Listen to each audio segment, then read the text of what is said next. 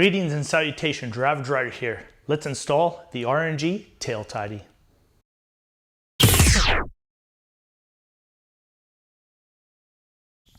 I bought this item secondhand, but it was never installed or used before.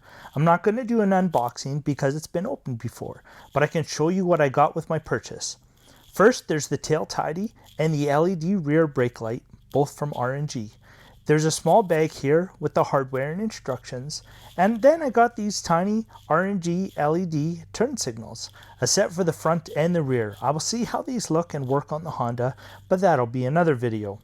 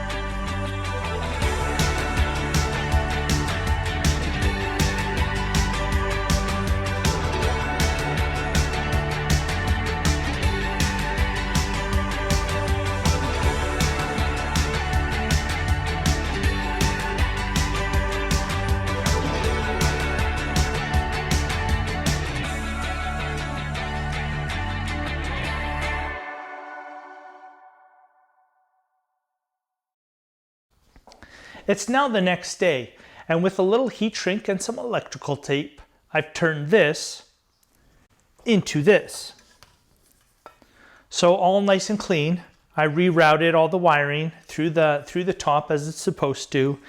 Clean this all up with electrical tape. All of the bullet connectors are under here, all heat shrink, and so then I have this nice wiring harness end which plugs directly into the Bonneville.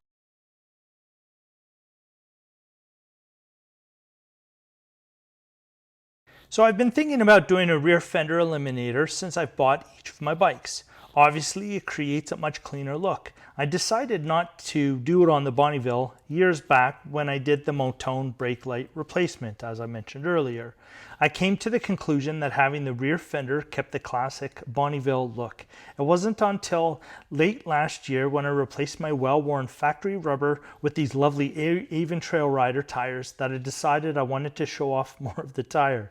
I wasn't actively searching for a rear fender eliminator, but when this one showed up on the local ads, I figured I'd regret not getting it. And I'm happy I got it. I'm thrilled with how this simple mod changed the look of my bike. Well, thanks so much for watching. Please like and subscribe, and we'll see you in the next one.